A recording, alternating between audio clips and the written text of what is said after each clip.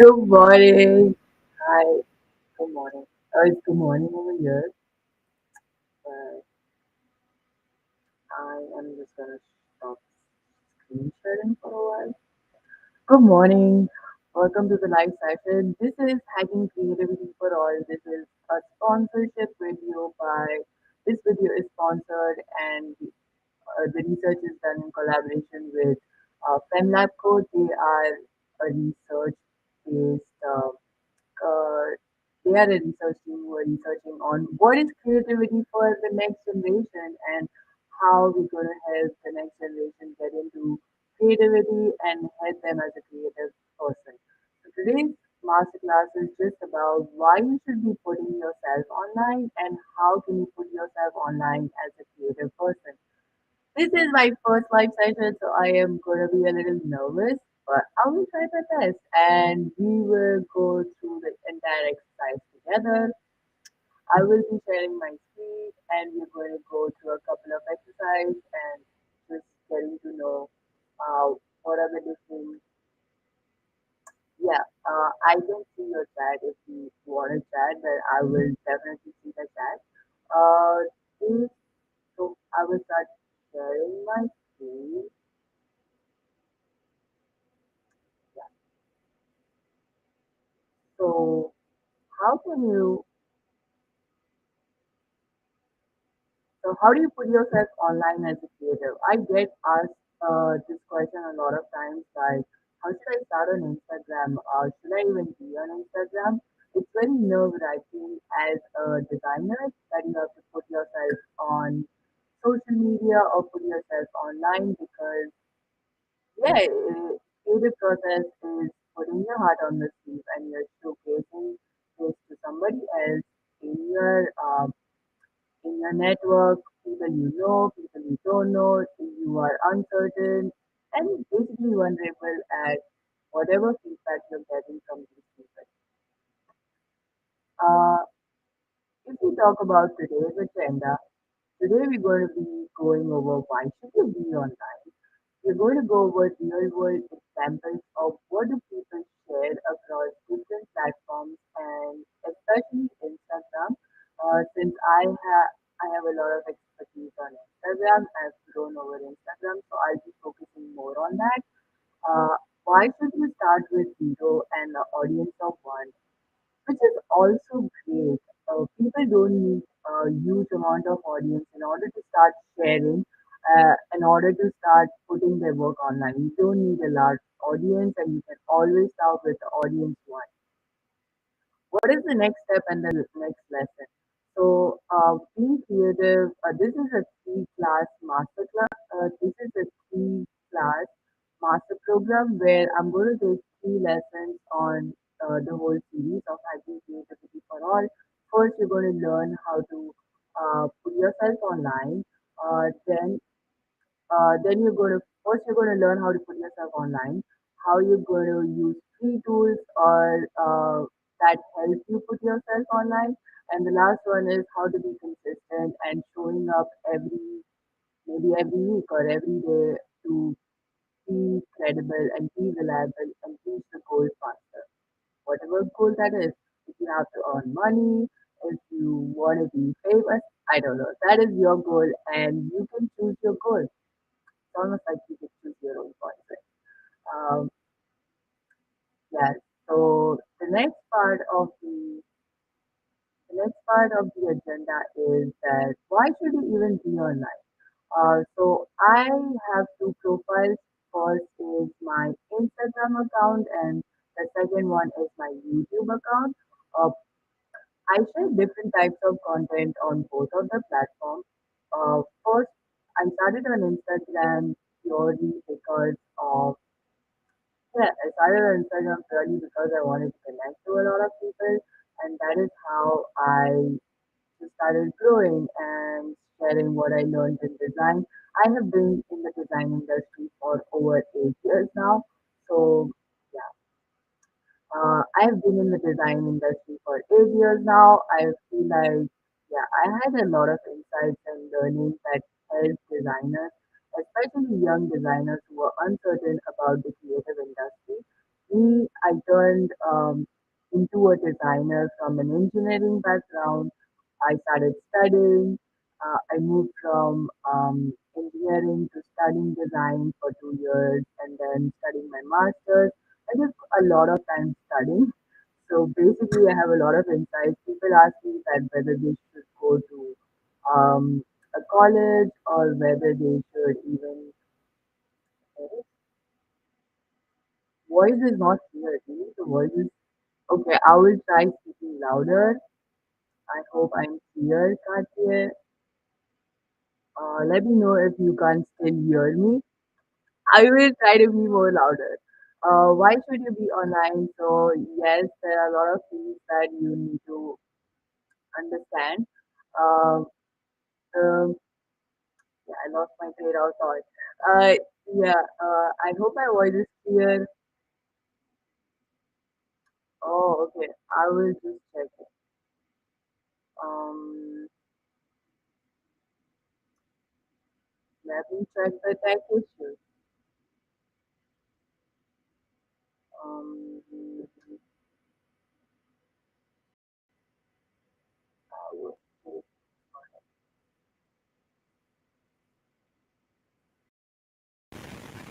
Okay. Hi. Can you hear me properly now? After the, I hope my voice is a bit clear now. Let me know in the chats that you can hear my voice. I hope it is much clearer and yeah,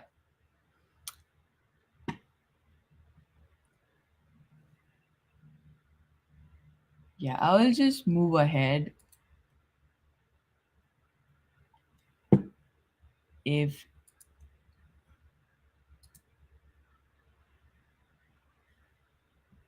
Oh, okay, cool. My voice is clear now. Okay, so why did I put myself online? There are a couple of things I put myself online. I just wanted, as a designer, we have this dilemma of showcasing our portfolio.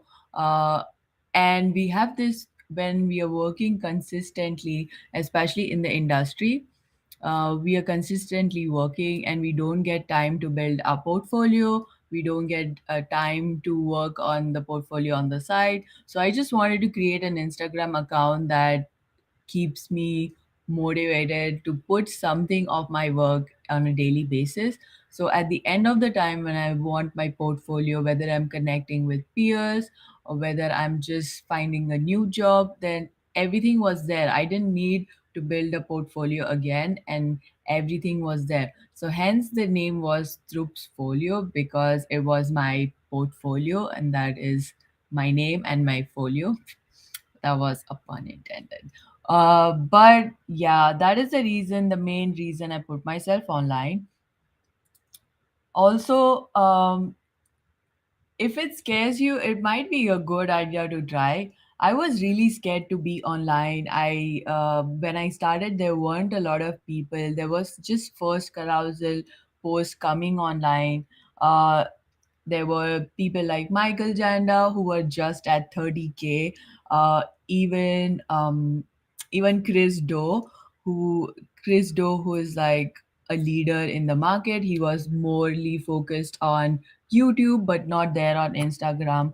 When I just started, he grew about 10K per week on Instagram. Uh, but yes, when I started, there weren't everything in set place. There was no carousel. Carousel had just come out. So yeah, it was a great journey. But I had no intent. I had no idea where the journey would take me, or I would even get to 10K for that to be matter. So yeah, I just started posting all of my work online because I wanted to showcase what am I doing on a daily basis and putting that online. I was building my portfolio so that when people come to check my work out, I have a solid material to say that okay, I know so many things. I understand concepts. I preach about concepts, and that is how I got started. If you can see, let's go back. So when I started, I was initially learning also, understanding. design systems, how to use After Effects while designing. Then I also tapped into why, as a creative person, you should use Notion. And I started talking about portfolios and how you can build your own portfolio, because that is super important. Um, yeah, and then I just started doubting my work, because that's when I went through a lot of transition. I will get to that part later part in the entire. So yeah, if you can see over here, this is my entire portfolio right from the beginning. That is my entire journey from the first. So when I was really enjoying, the fun part is when I started on Instagram, I was actually enjoying content. I was really enjoying content. I used to wake up at 5 a.m. I used to work until 7:30 every day. And I just kept on building. I kept on building my work. I've kept on building my portfolio. It was really fun. The growth accelerated my learning, my dedication, and I just kept constantly worked at it. So yeah, and I grew into someone who could do lives, who could start putting their face online. So there are a lot of things that I learned from this entire journey. So it's definitely fun. So next part is what I got from it. What I got from my entire experience. So first thing, I got my job. So when I moved to Canada, I had this strong network of people whom I built over a long period of time.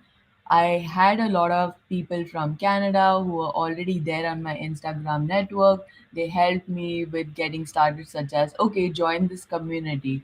Um, so for example, there was this really a good friend I had on Instagram. Her name is Helen. She told me you have to join the community, which are the good places you can find a job. Everything basically, she helped me out, and it was really great because I got to have a chat with her during the pandemic. It was definitely not allowed to see each other, but yes, having that strong network helped me find a job, helped me stay sane, especially during the hard times. I started mentoring. So if you want to have a one-on-one session with me, you can book a one-on-one call on Super Peer with me. I started mentoring, giving all of my learnings and insights to everyone who's interested to learn. Yes, and yeah, design network is something that we already tapped into. I was a part of a lot of initiatives. I'm a part of the group of collectors. We have a group chat on Instagram. It was really fun. People used to wish each other. We also had like couple of games night during pandemic. It was pretty fun, even though everyone was super busy. They took out some time, and yeah, we just worked at it. So the next one is, what I'll do is I will also do this. I will start all over again with you in the next 3 weeks. I will go from so many followers back to zero followers. I created this new page, and we will do it together. How fun is that? So what I really found is, I found that okay, I talk about starting on Instagram. So why don't I take this case study and apply to myself, where I also start from new on Instagram. I don't take yeah. I apply all the things that I am teaching on the class, and I will start a new profile. And work together with you. This is that fun. There are a couple of reasons also I want to do that. I wanted a brand refresh from a long time to understand how you as a creative want to be consistent across different platforms. You want to be consistent on Instagram, YouTube. You cannot say one thing on YouTube and the other thing on Instagram. That creates a confusion in your target audience, or whoever you are intending this thing to be. Even if it is a personal portfolio, if you put a portfolio piece like maybe you put a UX project on Medium versus you put a Dribble screenshot. That is still a little, that works because you're putting like UI work on Dribble and then UX work on Medium because it pairs it up. You are extracting some of the UX pieces and putting on Dribble, but that is something uh, only a person who understands the creative industry would know. Also, that it won't position you as, are you a UX expert or are you a UI expert? So UI experts are generally on Dribble because they keep on posting their UI work, they keep on honing their visual aesthetics. Versus if you're focused on UX research, UX techniques, so you post a lot on on Medium because you want to target people who want to read and learn from your experiences. It's more of text heavy with research driven, more on, yeah, more on articles and case studies. That is all. And then are you so whoever there is in the chat, do you also want to start on maybe a social platform or start as a creative on social platform? Aniket or Kartikeyan, are you also interested in? Let me know in the chat. Yeah, and then the next one is, so why I'm starting afresh is because there's a lot of issues with my Instagram. I never really understood the analytics portions of it, but I definitely, so I have around 75, let me assume I have 75,000 followers, but my reach is really slashed down by Instagram. I don't reach to even not even 1% of my account. Uh, I don't know the reason, but no matter how much consistent I am on the platform, I do not reach the goal.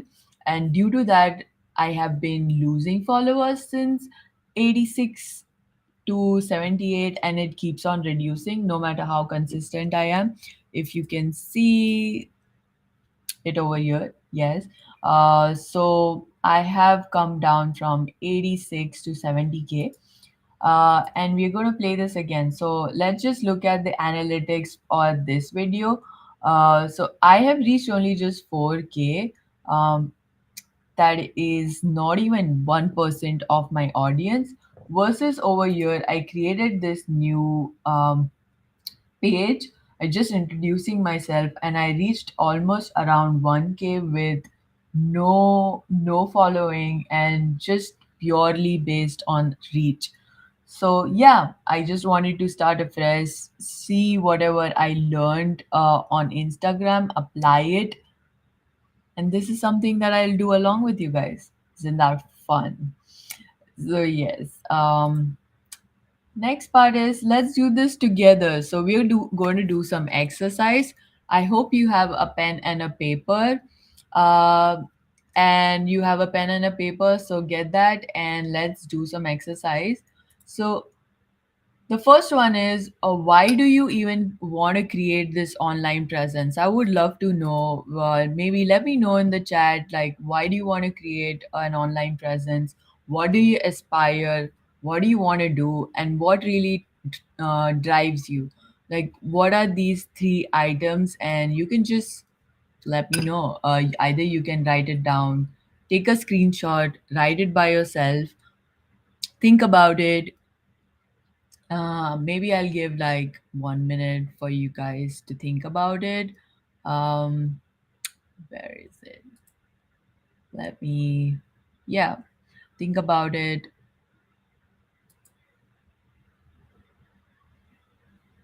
Since it's a live session, um, I don't know if I should wait or move ahead, but yeah, this is an exercise you can do. Take a screenshot and do the exercise as and when you feel. Keep on thinking about it. Um, Whether you are in shower or whether you're taking a walk or whether you're taking a dump, you can think about it. It will be back of your mind. I also did this exercise by myself. Oh, Sachin, that I used some other streaming and tool, and they created their own link. I did not know how that created. This is my first time, so I'll probably be pretty new to it. So yeah, why do you create an online presence? So this was my answers. That was, what do you aspire to do? So I want to create my own creative niche as a designer. That is something I aspire as a designer, finding something that I can do better.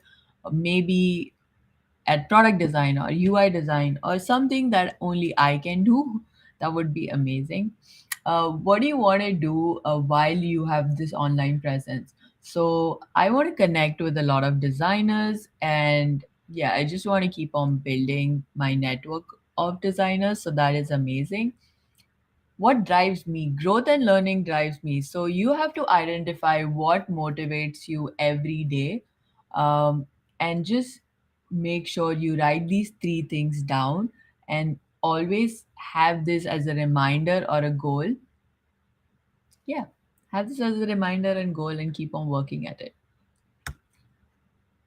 uh, then what the next step is to actually identify your skill set. There are two types. You break down the skill set into two parts: things that I know and things that I want to know. So I know, this is the things that I know. So I know UI, UX, product design, facilitation, UX research. I know all of these. But things I do want to learn is maybe applied behavior science, 3D. I definitely want to get into 3D, and I've been saying that since I think last 4 years, but I never got a chance to do that. But yeah, I just want to learn. Uh, so in this format, you have to list down things you know. Be truthful to yourself. It's just you and the book and the paper and the pen, definitely. So list down the things you know and things you want to know. Be Make it positive for yourself. Think when you put down the things you know, you feel there is a confidence boost, and you're like, oh, I know so many things. And now you list down the things you want to learn more. So that triggers your instinct, like, okay, I know all of these things, and what do I want to learn more, or which stage do I want to go on next? So that is super, super important. I hope you have really a lot of fun in this exercises, because I really did. It made me sit down, reflect on the journey I had, and think about the journey I want to go into the next. So these are pretty cool exercise to identify yourself as the creative person. You don't have to have suppose you're coming from, so I know that Sachin is someone from marketing background, so he can actually write down things he knows and things he want to know. This is not so much as ikigai. This is more like just identifying yourself.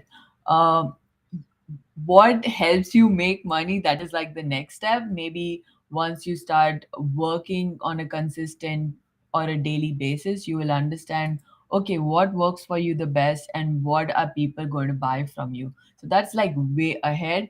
Right now we're just like on the minuscule level of the first stage. So yeah, that is that. And then now let's move to the next slide.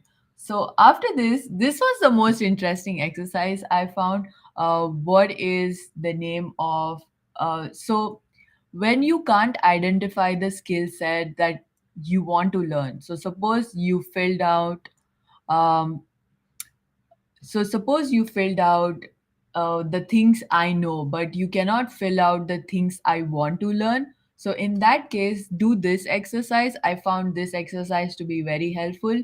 Write the name of the person and the skill set you really admire in that person. And find four people from different areas and write down their name and what is the skill set that really, really makes you want be like, oh, this person is amazing, I want to be like this person. So I did the exercise by myself. First one, I found these four people. First one is Chris Doe, because he teaches online. He's just amazing at facilitating minds, especially young minds, who are interested about design, who want to learn more, and he's just amazing. I really want to learn the skill set of teaching better online, having that presence and just that understanding of the whole process. Uh, After that, the second one is Gleb.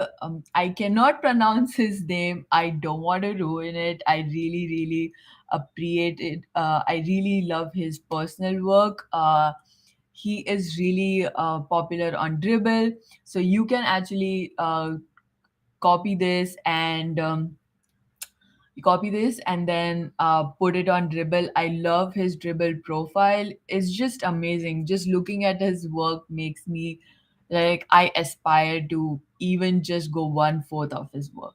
Then George Smith is someone I came across in one of the trainings I did with my colleague. He's a behavior science expert and he talks about what are the different patterns of so what he says is if humans are all different. We are all different human beings.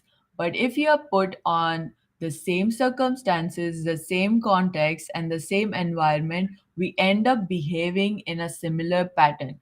Isn't that interesting? Like, how interesting is that? Even though every one of us wants to be unique, we are of different personality, different backgrounds, but put under the same context and same environment, we start behaving the same pattern. I found that very, very powerful. Uh, the next one was Pyle Ma'am. She's actually a PhD professor from University of Amsterdam. She's amazing. She's the author of The Next Billion Users. What I really like about her is her solid, concrete research on the next billion users. In I attended one of her talks. And also she works on FemLabco, empowering women for doing research studies or just helping them, empowering them in general. What she really likes is what I really liked about her is she was doing a research for over 10 years on the same topic and having the passion and the thrive and the just the drive to continue the research work was amazing. So I really aspire to become like all of them. Even if you think like you can become like you can adopt just one skill set from them. You don't have to become like them 100%, but just tiny 1% of elements you pick up from different people and you will be a whole different person. So how interesting is that? So now is another exercise time which you have to write down what are your three strengths that you feel like, what are your three weaknesses. Maybe you can write it from some inspirational people. You feel like they are really strong at those points, but you are not. And what is your action plan? Like, what do you want to do in order to overcome those three weaknesses? So this is an exercise time. Take a screenshot. Maybe I'll go full view on this so you can take a better screenshot. Write down what are your three strengths, three weaknesses, and an action plan. I'm going to give you an example, definitely. So this is what I thought about what I am good at. So I'm good at communication, or I'm definitely trying to be, but I feel like I am. The second one is relationship building. I am great at building network online, as well as definitely bringing a lot of those concepts offline. I'm good at product design, UI. I really enjoy that is my work. That is my bread and butter. I need to be good at it to be definitely working in the space. My weakness is I don't know anything about futuristic designs. I have no clue what how 3D works or even immersive techniques or everything. Also, how I can change behavior of the user or having behavior psychology included in my space that is product design. So that is something definitely I don't have a clear idea about. So my action plan would be What do I don't know? I don't know 3D. So maybe I'll learn Blender. Maybe I'll learn Blender. It's not maybe, I have to learn Blender because that is something I want to do. Um, so yes, I want to learn Blender. So that is my first action plan. The second action plan that I want to do is I have joined Cogload, which is the behavior expert training. They do live sessions, they have a lot of case studies, so reading that and getting acquainted with the new community, maybe I'll learn something new every day, who knows. But yes, becoming more involved with the different community that you want to learn from them, you want to grow with them, is something that I want to do. And the third one is work on small weekly case studies. This is something of a really ambitious plan, but maybe I'll tackle one time at a time. I will do 3D Blender maybe every day a little bit. But that is something I still have to put. The action plan was just jotting down what you really think you need to do in order to work on your weaknesses. But yeah, that is how I wrote it. Then, this is the fun aspect of the whole session is let us check out some real life examples. What have they built their platform, how they have used their creativity and added their own flair into their profile. So first one is Kim. Kim, I really enjoy her whole page. She shares her knowledge and exploration with XR design. I had a live session with her. When I did have a live session with her, she was really humble. She said that she started from getting to explore, and she's been sharing everything about XR design. I really like that she's niche down and just honing that one skill. So this is like a proper niche down. She does use cases. She shares weekly tidbits on what are her explorations. So that is really, really amazing. She also shares, if you click on her beacon.ai. This link, it will give you the whole Notion document which she has created, how to get started in XR design. There are whole list of resources which you can go through, which are amazing. And that is took a lot of work. So, oh, I guess I wasn't okay. Yes, I'm sorry, I missed that. I will start again. So this is Kim's page. So she is someone who is into XR design, and she shares her exploration with XR. So if you go to her profile, there is a link over here. You can click this link, and it will talk about how she got started, what are the different resources to get started in XR design. It's a whole Notion document, and it's free. Everyone can see it. It's not paid. She has done a lot of hard work on this Notion document, so yes, please check it out. And I went back. So the next one is Maureen. So Maureen was an interesting person because she just started.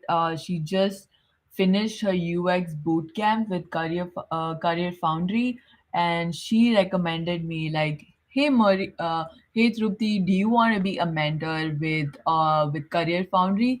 You should try it out." And she was the one of the person who motivated me or pushed me to become a mentor at Career Foundry. I did become a mentor at Career Foundry, and she launched this page where she started talking about how was her UX bootcamp, how did she get a job in the UX industry. It was really amazing to see her thrive, and now she works with Career Foundry for building masterclasses to putting their work online. So she does a lot of collaborative work with Career Foundry now.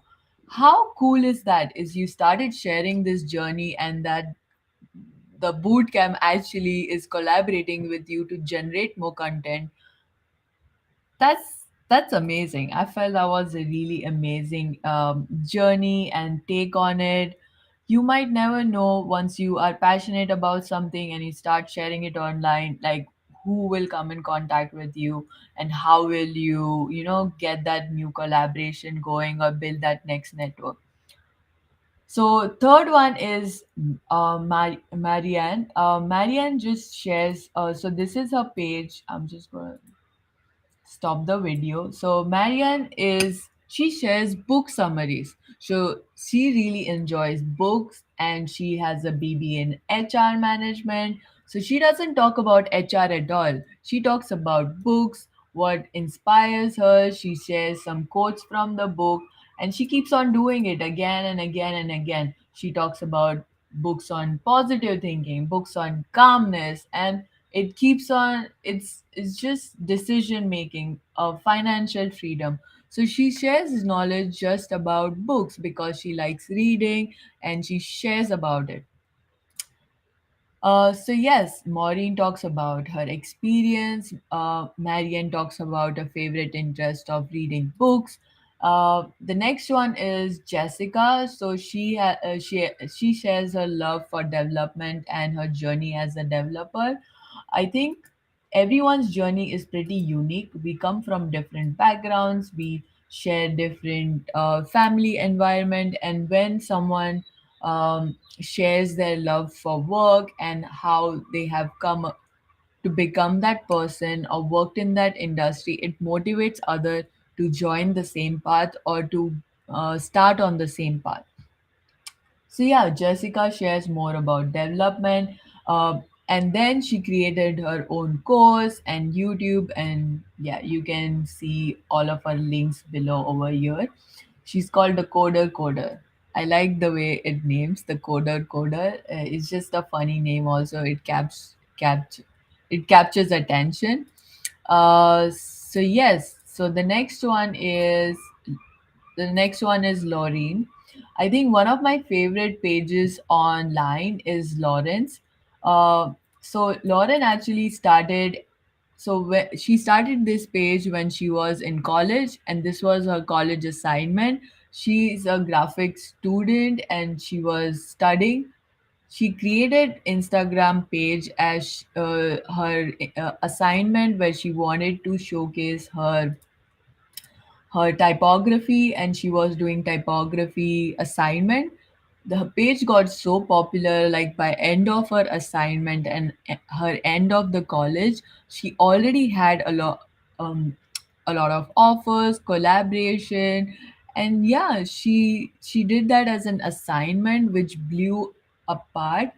And she was one it was one of the pages that were really popular back when I started. Now she has a course and she got into food because food typography, there are a lot of niches in typography also.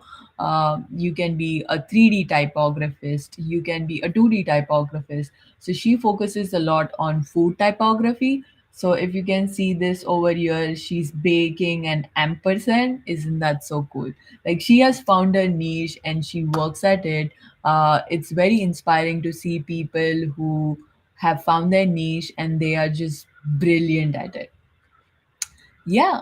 So it's a journey. She did not just find that, oh, I'm going to make an ampersand in a bread. No, it was a journey which led to her this ampersand. So yeah, journeys are super important. Um, but what about the voice? So what kind of voice do you want to have? Like, how often do you want people to listen to this voice? Uh, are people even listening to? But this voice is something which is inside your head, something that tells you like you're not good enough. Why would anyone look at your work? Why should people even consider you? This is something that my mentee told me, like, what if I put some of my work online and my friends start talking about it, or they made fun of me? I would be too self-conscious about that. So yeah, she was definitely be thinking about this, that she was afraid of being judged by her peers, people who know her, or anyone in the family and friends. But isn't it a waste of time? Like you're thinking about someone else rather than you could be working on honing your own skill.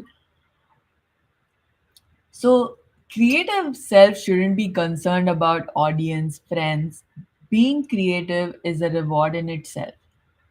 So, when you are a creative person, it's actually amazing because it's a reward in itself. A lot of people um, don't even try to be creative, or they feel like they can never be creative, even though it is a skill and you chip at it every day, or you chip something at it every year. You get better at it every day. Every time you create something, maybe it is just reading a book or painting, honing your skill. It gets better every year, every day. You just have to keep doing it, and that is a reward in itself. So, what is a creative version versus wider appeal? So, suppose you start putting yourself online, and so I was online for almost about 2 to 3 years. I started at when I was in 2018. So, apparently, this is my fourth year as a content creator. I There was a point, maybe last year in my third year, or after I finished 2 years, people started asking me, "Hey, are you earning money out of this? Are you earning out of it?" So I was like, that was not my creative vision to start earning money. I was purely on it for my portfolio. I wanted to connect to people. I was just happy putting my work online. So then I got this question like, hey, you should be thinking about monetization. You should be thinking about, earning out of it. So are you going to create for yourself, or are you going to create for wider appeal? You have to maybe choose between the two, or think about it on a very strategical level. You don't want to be personally torn between either. I was personally torn between, should I create content that sparks my creativity, or should I create content which helps other people? I took a long break from Instagram because I wasn't feeling up to the mark. Um, I was stuck at what type of content I created. I went through a lot of transition period on creating content that was for wider appeal and wider audience, but it wasn't translating so much. I wasn't enjoying my growth or my content, and it started feeling like work rather than fun. That's never good if you're doing social media on the side. Uh, this is actually this is a case study by Dafang. I thought that is what they are called. So they are a music combo. They are a music duo. They are not interested in monetary rewards. So they spend their entire paycheck on the Coachella to put on the coolest show. So even the real rewarding is creating itself. Uh, they they invest their entire salary, or they invest their um, entire money back to the next performance, and that is how they create better. People know them, they get more money. It is a loop which keeps on building. So yes, it is definitely important to keep on going. um, But when you see other people making money from social media, and it starts building a pressure on you, like, oh my God, this person is making 300 on Instagram, or this person is getting clients on Instagram.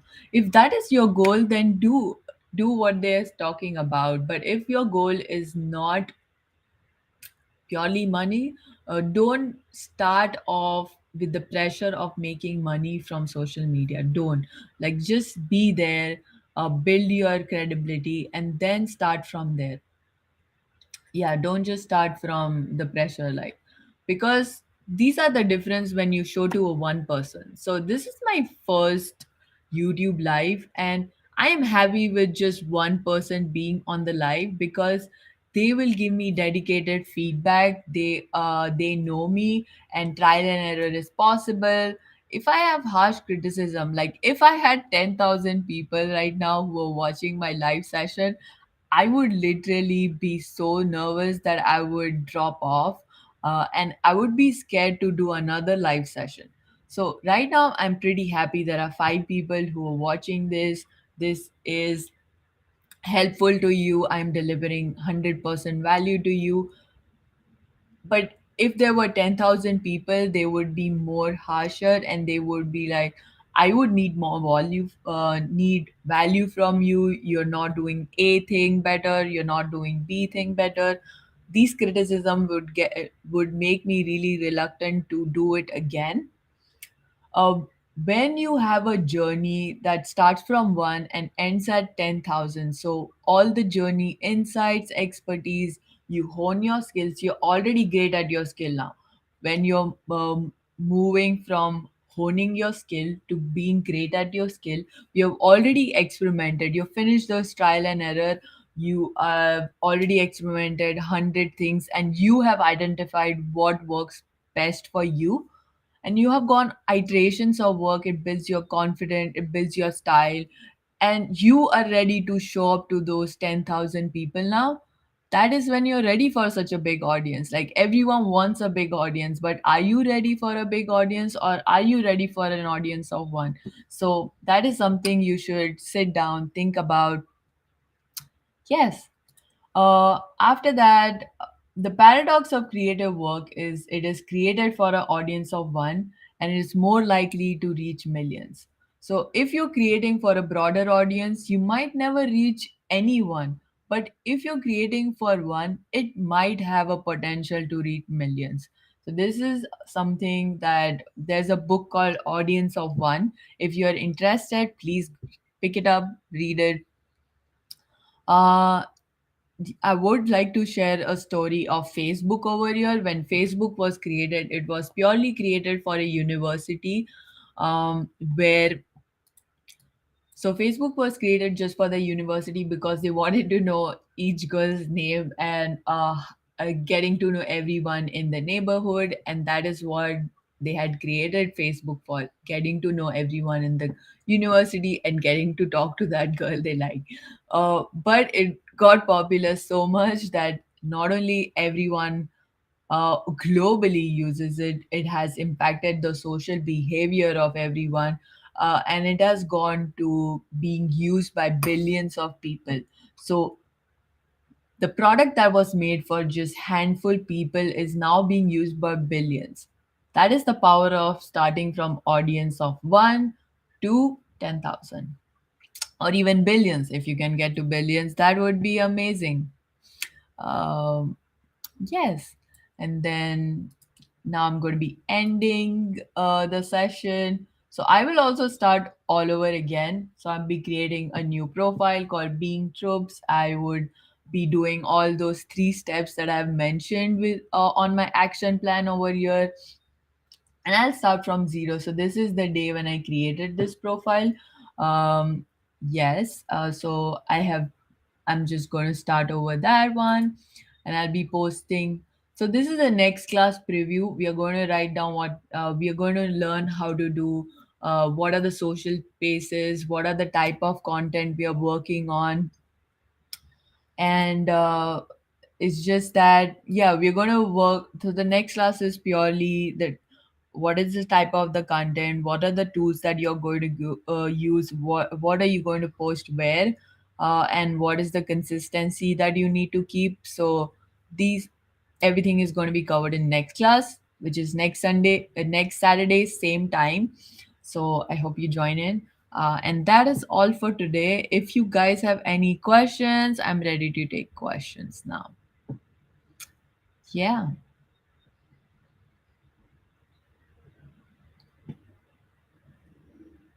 if anyone has questions.